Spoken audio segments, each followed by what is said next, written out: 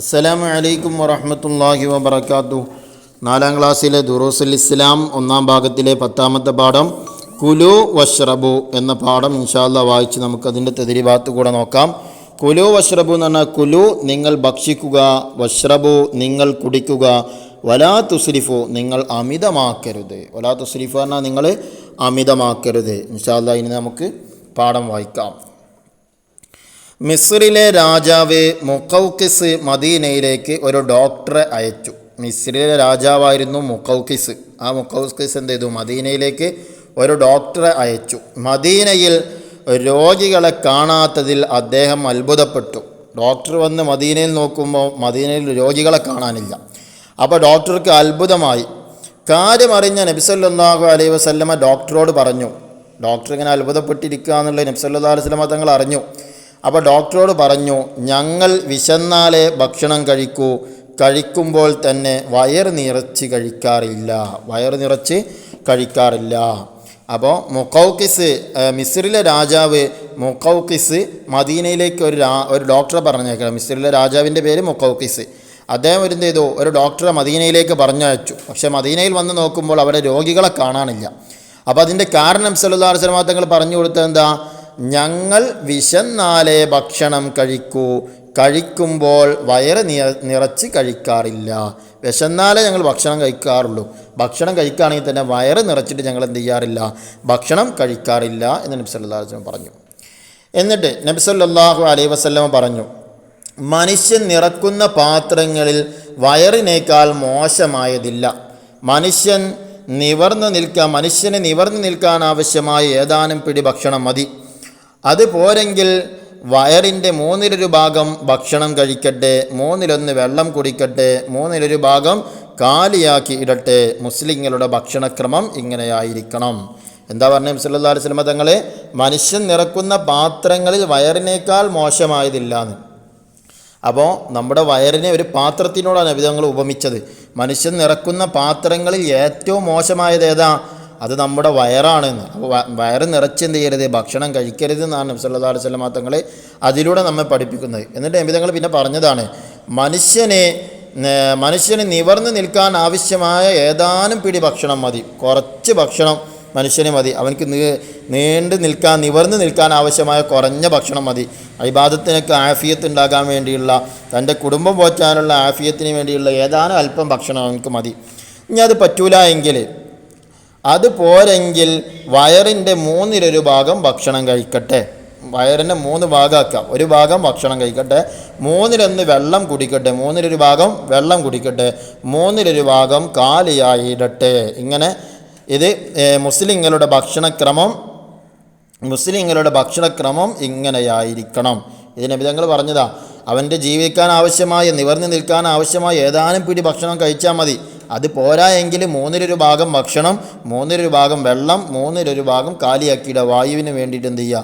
കാലിയാക്കിയിടുക. ഇങ്ങനെയാണ് ഭക്ഷണം കഴിക്കേണ്ടത് നബി സല്ലല്ലാഹു അലൈഹി വസല്ലം തങ്ങൾ പറയാണ്. എല്ലാ നല്ല കാര്യങ്ങളും മാതൃക നബി സല്ലല്ലാഹു അലൈഹി വസല്ലമയാണ്. നമ്മുടെ മാതൃക ആരാണ്? എല്ലാ നല്ല കാര്യങ്ങളിലും നബി സല്ലല്ലാഹു അലൈഹി വസല്ലമ തങ്ങളാണ്. അവിടുന്ന് ഒരു ഭക്ഷണവും മടക്കി അയക്കാറില്ല. നബി സല്ലല്ലാഹു അലൈഹി വസല്ലമ തങ്ങൾക്ക് എത്തിയ ഭക്ഷണം അത് നബി തങ്ങൾ ഒരിക്കലും മടക്കി അയക്കാറുണ്ടായിരുന്നില്ല. ഭക്ഷണത്തെ കുറ്റം പറയാറില്ല. ഭക്ഷണം വന്നു കഴിഞ്ഞാൽ ആ ഭക്ഷണം കഴിച്ചതിന് ശേഷം അതിന് മുമ്പോ ഏത് രീതിയിലാണെങ്കിലും നബി സല്ലല്ലാഹു അലൈഹി വസല്ലമ തങ്ങൾ കുറ്റം പറയാറുണ്ടായിരുന്നില്ല. ആ രീതി തന്നെയാണ് നമ്മളും സ്വീകരിക്കേണ്ടത്. വലത് കൈ കൊണ്ടാണ് കഴിക്കാറുള്ളത്. നബി തങ്ങൾ വലത് കൈ കൊണ്ടാണ് കഴിക്കാറുണ്ടായിരുന്നത്. തിന്നു കഴിഞ്ഞാൽ വലത് കൈ വിരലുകൾ ഊമ്പി വൃത്തിയാക്കും. കഴിക്കുന്ന പാത്രത്തിൽ അല്പം പോലും ഭക്ഷണം ബാക്കി വരുത്താറില്ല. ഭക്ഷണം കഴിക്കുന്ന പാത്രത്തിൽ അല്പം പോലും ഭക്ഷണം ബാക്കി വരുത്താറില്ല. നമ്മൾ കഴിക്കുന്ന പാത്രത്തിൽ ബാക്കിയുണ്ടാവില്ല, പക്ഷേ പാത്രത്തിൻ്റെ ചുറ്റുഭാഗത്തിലും ചിലപ്പോൾ ഭക്ഷണം കിടക്കുന്നുണ്ടാവും. അപ്പോൾ അങ്ങനെ ഉണ്ടാവാൻ പാടില്ല. വളരെ വൃത്തിയായിട്ടായിരിക്കണം നാം ഭക്ഷണം കഴിക്കേണ്ടത്. കഴിക്കുന്ന പാത്രത്തിൽ തന്നെ അല്പം പോലും ഭക്ഷണം ബാക്കി ഉണ്ടായിരുന്നില്ല നിങ്ങളുടെ. അവിടുന്ന് പലപ്പോഴും വിശന്ന് കഴിഞ്ഞ് കൂടിയിട്ടുണ്ട്. നബി സല്ലല്ലാഹു അലൈഹി വസല്ലമ തങ്ങൾ പല സാഹചര്യങ്ങളിലും വിശന്ന് കഴിഞ്ഞ് കൂടിയിട്ടുണ്ട്. ഭക്ഷ്യവസ്തുക്കളെ ആദരിക്കണം, അവ പാഴാക്കരുത്, ഭക്ഷണത്തിലേക്ക് ഊതരുത്. ചൂടുള്ള ഭക്ഷണമാണെങ്കിൽ ചൂടാറാൻ വേണ്ടി അതിലേക്ക് ഊതരുത്. ചൂടാറുന്നത് വരെ കാത്തിരിക്കണം. ചൂടാറുന്നത് വരെ നമ്മൾ എന്ത് ചെയ്യണം? കാത്തിരിക്കണം. ഭക്ഷിക്കാൻ തുടങ്ങുമ്പോൾ ബിസ്മില്ലാഹിർ റഹ്മാനിർ റഹീം എന്ന് ചൊല്ലണം. തുടക്കത്തിൽ ചൊല്ലാൻ മറന്നാൽ ഓർമ്മയാകുമ്പോൾ ബിസ്മില്ലാഹി അവ്വലഹു വ ആഖിറഹു എന്ന് പറയണം.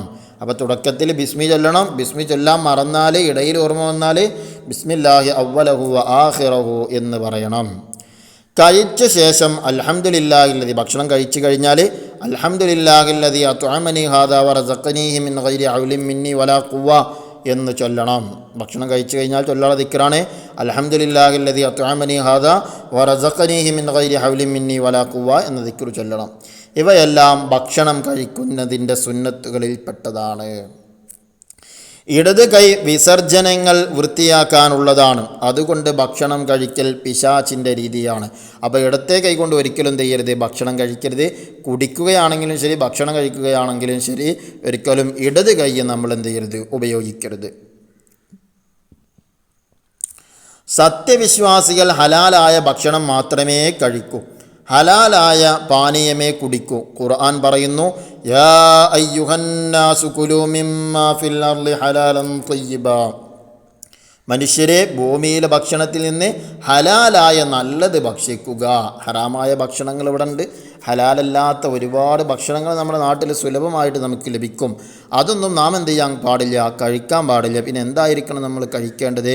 മനുഷ്യരെ, ഭൂമിയിലെ ഭക്ഷണത്തിൽ നിന്ന് ഹലാലായ നല്ലത് ഭക്ഷിക്കുക. അപ്പോൾ ഹറാമായ ഭക്ഷണങ്ങൾ കഴിക്കാൻ പോകണ്ട. ശരീരത്തിനും ബുദ്ധിക്കും ഹാനികരമായ ഭക്ഷണപാനീയങ്ങൾ ഉപയോഗിക്കരുത്. ശരീരത്തിനും ബുദ്ധിക്കും ഹാനികരമായ ഭക്ഷണപാനീയങ്ങൾ ഉപയോഗിക്കരുത്. രാസവസ്തുക്കളും കൃത്രിമ നിറങ്ങളും ചേർന്ന ഭക്ഷണം ഒഴിവാക്കണം. മാംസാഹാരങ്ങളും മറ്റും ഹലാലാണെന്നും ഹാനികരമല്ലെന്നും ഉറപ്പുവരുത്തണം. മാംസാഹാരങ്ങളും മറ്റും ഹലാലാണെന്നും ഹാനികരമല്ലെന്നും ഉറപ്പുവരുത്തണം. ഹലാലാണെന്ന് എങ്ങനെ ഉറപ്പുവരുത്തുക? ആ മാംസം അറുത്ത ജീവിയുടേതാണെന്നുള്ള ഉറപ്പ് നമുക്ക് വേണം. ശവത്തിൻ്റെതല്ല എന്ന ഉറപ്പ് നമുക്ക് വേണം. അതുപോലെ ഹാനികരമല്ലാതെ പഴകിയ ഭക്ഷണം ആവാതിരിക്കണം, പഴകിയ മാംസം ആവാതിരിക്കണം. പഴകിയ ഭക്ഷണമൊക്കെ ആകുമ്പോൾ നമ്മുടെ ശരീരത്തിന് എന്ത് ചെയ്യും? ആരോഗ്യത്തിനൊക്കെ പ്രയാസം സൃഷ്ടിക്കും. അതുപോലെ തന്നെ അമിതാഹാരം ആരോഗ്യത്തിന് ഹാനികരമാണ്. അമിതാഹാരം ആരോഗ്യത്തിന് ഹാനികരമാണ്. അത് അലസതയുണ്ടാക്കും, ബുദ്ധിമാന്ദ്യത്തിന് ഇടവരുത്തും, അമിത ഉറക്കിന് കാരണമാകും. അപ്പോൾ അമിതമായി ഭക്ഷണം കഴിച്ചാൽ എന്തൊക്കെയാണ് പ്രശ്നം? ആരോഗ്യത്തിന് ഹാനികരമാണ്. അത് അലസതയുണ്ടാക്കും, ബുദ്ധിമാന്ദ്യത്തിന് ഇടവരുത്തും, അമിത ഉറക്കിന് കാരണമാകും. അപ്പോൾ കുറഞ്ഞ ഭക്ഷണം മാത്രമേ കഴിക്കാവൂ. കഴിക്കുന്നത് തന്നെ ഹലാലായിരിക്കണം. നാം ഇന്ന് ഉപയോഗിക്കുന്ന ചിക്കനും അതുപോലെ തന്നെ ബീഫും കാര്യങ്ങളൊക്കെ അതൊക്കെ അറുത്തത് തന്നെയാണോ അതല്ല ശവത്തിൻ്റെതാണോ എന്ന് നാം ഉറപ്പ് വരുത്തിയതിന് ശേഷമായിരിക്കണം. അറവ് തന്നെ ആ അറുക്കുന്ന രീതി ശരിയാണോ? അറുക്കുമ്പോൾ ഒരു ജീവിയുടെ കോയിനെ അറുക്കുകയാണെങ്കിൽ, അതല്ലെങ്കിൽ മറ്റു മൃഗങ്ങളെ അറുക്കുകയാണെങ്കിൽ ആ മൃഗങ്ങളുടെ അന്നനാളവും ശ്വാസനാളവും മുഴുവനായിട്ട് അറുക്കേണ്ടതുണ്ട്. ആ രീതിയിൽ തന്നെയാണോ അറുക്കുന്നത്? അതുപോലെ തന്നെ അറുക്കുന്ന സമയത്ത് ഒരു കോയിനെ അറുത്ത് അതല്ലെങ്കിൽ ഒരു മൃഗത്തെ അറുത്ത് കത്തി കഴുകാതെ ആ കത്തി കൊണ്ട് തന്നെയാണോ കഴുകുന്നത് എങ്കിൽ ആ അറവ് ശരിയാവുകയില്ല. കാരണം കത്തിയിൽ എന്തുണ്ട്? ചോരയുണ്ട്. പിന്നെ മറ്റ് ആദ്യമറുത്ത ജീവിയുടെ, ആദ്യമറുത്ത കോഴിയുടെ അല്ലെങ്കിൽ മറ്റു മൃഗത്തിൻ്റെ രക്തം ആ കത്തിയിലുണ്ട്. രക്തം അത് നജസാണ്. ആ നജസായ കത്തിയോടുകൂടെ രണ്ടാമതൊരു മൃഗത്തെ നാം അറുക്കുമ്പോൾ, കോഴിയാണെങ്കിലും മറ്റു മൃഗങ്ങളാണെങ്കിലും അറുക്കുമ്പോൾ നജസായ കത്തി കൊണ്ടാണ് നാം അറുക്കുന്നത്. അവിടെ അറവ് ശരിയാവുകയില്ല. അപ്പോൾ അറുത്ത് കഴിഞ്ഞതിന് ശേഷം ഒരു കോഴിയെ അറുത്താൽ ആ കത്തി കഴുകിയതിന് ശേഷമായിരിക്കണം രണ്ടാമത്തെ കോഴിയെ അറുക്കേണ്ടത്. ആ രീതിയിലൊക്കെയാണോ അറവ് നടക്കുന്നത് എന്നൊക്കെ നാം ശ്രദ്ധിക്കണം. എങ്കിലേ നാം തിന്നുന്ന മാംസങ്ങളായാലും മറ്റു വസ്തുക്കളായാലും, അറുത്തുകൊണ്ട് തിന്നുന്ന മാംസങ്ങളായാലും ചിക്കനുകളായാലും നമുക്ക് അനുവദനീയമാവുകയുള്ളൂ. അല്ലെങ്കിൽ നാം തിന്നുന്നത് ശവമായിരിക്കും തിന്നുന്നത്. ആ കാര്യം നമ്മൾ ശ്രദ്ധിക്കണം. ഇൻഷാ അല്ലാഹ് ഇനി നമുക്ക് തദ്രീബാത്ത് നോക്കാം. അതിനു മുമ്പ് കുല്ലു ലഹ്മിൻ നബത മിനൽ ഹറാമി ഫന്നാറു ഔലാ ബിഹി. ഹറാം കഴിച്ചു വളർന്ന ശരീരം നരകത്തിന് അർഹതപ്പെട്ടതാണ്. അപ്പോൾ നാം കഴിക്കുന്ന ഭക്ഷണം ഹറാമാണോ ഹലാലാണോ എന്ന് നാം കൃത്യമായിട്ട് മനസ്സിലാക്കിയിട്ടായിരിക്കണം നാം ഭക്ഷിക്കേണ്ടത്. കാരണം എന്താ? ഹറാമ് കഴിച്ചു വളർന്ന ശരീരം നരകത്തിന് അർഹതപ്പെട്ടതാണ് എന്നാണ് പറഞ്ഞത്. ഇൻഷാ അല്ലാഹ് നമുക്ക് തദ്രീബാത്ത് നോക്കാം. നഖറ വനഫഹം വായിച്ച് മനസ്സിലാക്കാനുള്ളതാണ്. കുലു നിങ്ങൾ ഭക്ഷിക്കുക, സുലുസ് എന്ന് പറഞ്ഞാൽ 1/3. ഇഷ്റബു നിങ്ങൾ കുടിക്കുക, ലാ തുസ്രിഫു നിങ്ങൾ അമിതമാക്കരുത്, ത്വബീബുൻ ഡോക്ടർ, മറലുൻ രോഗം, ബാക്കി എന്ന് പറഞ്ഞാൽ ബാക്കി, തഅലീമുൻ ആദരിക്കൽ, അത്അമ ഭക്ഷിച്ചു, റസഖ നൽകി. ബാക്കിയുള്ള വാക്യങ്ങളൊക്കെ കൃത്യമായിട്ട് വായിച്ച് മനസ്സിലാക്കുക. ഇനി രണ്ടാമത്തെ നുജീബു ഉത്തരം എഴുതാനാണ്. 1 ഉപയോഗിക്കാൻ പാടില്ലാത്ത ഭക്ഷണപാനീയങ്ങളേത്? ആൻസർ ശരീരത്തിനും ബുദ്ധിക്കും ഹാനികരമായ ഭക്ഷണപാനീയങ്ങൾ ഉപയോഗിക്കരുത്. രണ്ടാമത്തത് അമിതാഹാരത്തിൻ്റെ ദോഷങ്ങൾ എന്തെല്ലാം? ആൻസർ ആരോഗ്യത്തിന് ഹാനികരം, അലസതയുണ്ടാക്കും, ബുദ്ധിമാന്ദ്യത്തിന് ഇടവരുത്തും, അമിത ഉറക്കത്തിന് കാരണമാകും. 3 ഹറാമായ ഭക്ഷണം ഒരിക്കലും കഴിക്കരുത്. എന്തുകൊണ്ട്? ആൻസർ ഹറാമ് കഴിച്ച് വളർന്ന ശരീരം നരകത്തിന് അർഹതപ്പെട്ടതാണ്, അതുകൊണ്ടാണ് ഹറാമായത് കഴിക്കരുത് എന്ന് പറഞ്ഞത്. 4 ഭക്ഷണം കഴിച്ചാൽ എന്തു ചൊല്ലണം? ആൻസർ അൽഹംദുലില്ലാഹില്ലദീ അത്അമനി ഹാദാ വറസഖനീഹി മിൻ ഗൈരി ഹൗലിൻ മിന്നി വലാ ഖുവ്വ. 5 ഹലാലും നല്ലതുമായ ഭക്ഷണമേ കഴിക്കാവൂ, അതിനെക്കുറിച്ച് ഖുർആൻ എന്ത് പറഞ്ഞു? ആൻസർ യാ അയ്യുഹന്നാസ് കുലൂ മിമ്മാ ഫിൽ അർളി ഹലാലൻ തയ്യിബാ. അതാണ് ഖുർആൻ പറഞ്ഞത്. അതായത് അതിൻ്റെ അർത്ഥം അവിടെ കൊടുത്തിട്ടുണ്ട്. പിന്നെ മനുഷ്യരെ ഭൂമിയിലെ ഭക്ഷണത്തിൽ നിന്ന് ഹലാലായ നല്ലത് ഭക്ഷിക്കുക. 6 ഭക്ഷണം കഴിക്കാൻ തുടങ്ങുമ്പോൾ ബിസ്മി മറന്നു പോയ ആൾ ഇടക്ക് ഓർമ്മ വന്നാൽ എന്തു ചൊല്ലണം? ആൻസർ ബിസ്മില്ലാഹി അവ്വലഹു വ ആഖിറഹു എന്ന് ചൊല്ലണം. ഇനി നുബയ്യന സിയാക്ക് സന്ദർഭം വിവരിക്കാനാണ്. കഴിക്കുമ്പോൾ വയറ് നിറച്ച് കഴിക്കാറില്ല. കഴിക്കുമ്പോൾ വയറ് നിറച്ച് കഴിക്കാറില്ല. ഏതാണ് ആ സന്ദർഭം? മുഖൗഖിസ് രാജാവ് മദീനയിലേക്ക് ഒരു ഡോക്ടറെ അയച്ചു. മദീനയിൽ രോഗികളെ കാണാത്തതിൽ അദ്ദേഹം അത്ഭുതപ്പെട്ടു. കാര്യമറിഞ്ഞ നബി സല്ലല്ലാഹു അലൈഹി വസല്ലം ഡോക്ടറോട് പറഞ്ഞു, ഞങ്ങൾ വിശന്നാലേ ഭക്ഷണം കഴിക്കൂ, കഴിക്കുമ്പോൾ വയറ് നിറച്ച് കഴിക്കാറില്ല. അതാണ് സന്ദർഭം. ആരോട് പറഞ്ഞു, എപ്പോൾ പറഞ്ഞു എന്നുള്ളതാണ്. ഇനി അടുത്തത് തഖ്സീസാണ്. എന്താ തഖ്സീസ്? നിങ്ങളുടെ വീടുകളിൽ വാങ്ങുന്ന ഭക്ഷ്യവസ്തുക്കൾ എന്തെല്ലാം? പാല്, പച്ചക്കറി, പഴങ്ങൾ, ധാന്യങ്ങൾ, പരിപ്പ് വർഗ്ഗങ്ങൾ തുടങ്ങിയ സാധനങ്ങൾ വാങ്ങുന്നു. അതുപോലെ മത്സ്യവും മാംസവും വാങ്ങുന്നു. ഇനി അവ ഹലാലോ ഹറാമോ എന്നറിയാൻ നിങ്ങൾ എന്തു ചെയ്യും? അപ്പോൾ അതിൻ്റെ മറുപടിയാണ്, ഹലാലായ മാർഗത്തിൽ സമ്പാദിച്ച ധനം കൊണ്ടാണ് കച്ചവടം ചെയ്യുന്നതെങ്കിൽ അവരിൽ നിന്ന് നമുക്ക് ഇവ വാങ്ങി ഉപയോഗിക്കാം. ഹറാമായ മാർഗത്തിലൂടെ സമ്പാദിച്ച ധനം കൊണ്ടാണ് അവർ കച്ചവടം ചെയ്യുന്നതെങ്കിൽ അത് നമുക്ക് വാങ്ങി ഉപയോഗിക്കൽ ഹറാമാണ്. മാംസം വാങ്ങുന്ന സമയത്ത് അറുത്ത ജീവിയുടെ മാംസമാണോ ശവത്തിൻ്റേതാണോ എന്ന് ഉറപ്പുവരുത്തണം.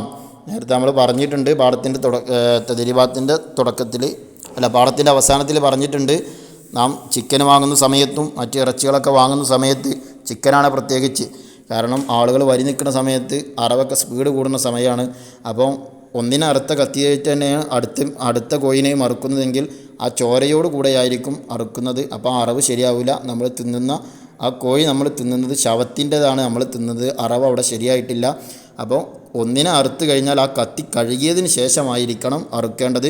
അതുപോലെ തന്നെ ഒരാൾ അറുത്താൽ കോഴിനെ ഒരാളാണ് അറുക്കുന്നതെങ്കിൽ ആ അറവ് ശരിയാവില്ല, കാരണം അതിൻ്റെ ശ്വാസനാളവും അന്നനാളവും അറുക്കാൻ കഴിയില്ല.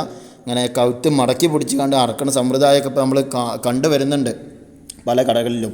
അപ്പോൾ അങ്ങനെയൊക്കെ അറുത്താൽ എന്താകൂല, ആ അറവ് ശരിയാകൂല. അപ്പോൾ അങ്ങനെ അറുത്ത കോഴിയാണ്, ചിക്കനാണ് നമ്മൾ കഴിക്കുന്നതെങ്കിൽ അത് ഹറാമായ ഭക്ഷണമാണ്. ആ കാര്യം നമ്മൾ പ്രത്യേകം ശ്രദ്ധിക്കണം. ഇൻഷാ അല്ലാഹ് അല്ലാഹു സുബ്ഹാനഹു വ തആല ഹലാലായ ഭക്ഷണങ്ങൾ കഴിക്കാൻ അല്ലാഹു നമുക്ക് തൗഫീഖ് നൽകുമാറാകട്ടെ. ആമീൻ. അസ്സലാമു അലൈക്കും വറഹ്മത്തുള്ളാഹി വബറകാതുഹു.